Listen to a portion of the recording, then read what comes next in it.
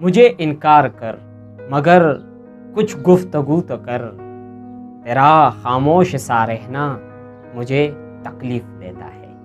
السلام علیکم، میں ہوں منتظر شاہ اور آپ دیکھ رہے ہیں راہ سکون۔ آج ہم بات کریں گے خاموشی پر، دی پاور آف سائلنس۔ خاموشی کیا ہے، خاموشی کے فائدے کیا کیا ہیں، آج ہم بات کریں گے خاموشی۔ خاموشی بہت تفصیل سے جواب دے جاتی ہے۔ جہاں پر آپ کے الفاظوں کی قدر نہیں تو وہاں پر خاموش رہنا سب سے بہتر ہے۔ بولنے کا حق تو چھینا جا سکتا ہے مگر خاموش رہنے کا نہیں۔ حضور صلی اللہ علیہ وآلہ وسلم نے فرمایا، کیوں نہ میں آپ کو ایک ایسا عمل بتاؤں جس پہ بدن بھی نہیں تکتا اور ہے بھی بڑا آسان؟ تو فرمانے لگے، الصمت و حسن الخلق، ایک ہے خاموشی اور دوسرا ہے اچھے اخلاق۔ اچھے اخلاق کے ساتھ ساتھ خاموشی بھی ایک ضروری چیز ہے۔ زیادہ بولنے سے بہتر ہے انسان خاموش رہے، کیونکہ انسان جتنا خاموش رہے گا اتنی اس کے لیے بہتر ہوگا۔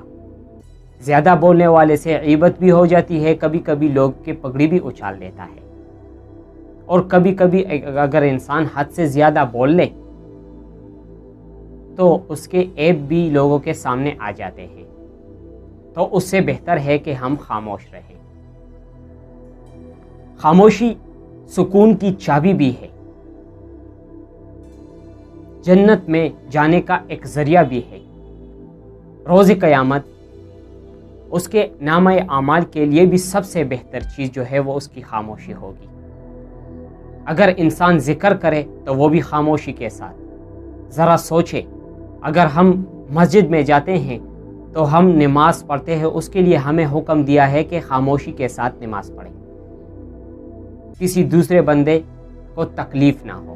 اگر ہم قرآن مجید کی تلاوت کرتے ہیں تو اس میں بھی خاموشی کا ہمیں تاکید دی گئی ہے کہ خاموشی کے ساتھ پڑھیں، کیونکہ دوسرے بندے کو کوئی تکلیف نہ ہو۔ تو سوچے، اس لیے خاموشی جو ہے وہ سب سے بہتر ہے۔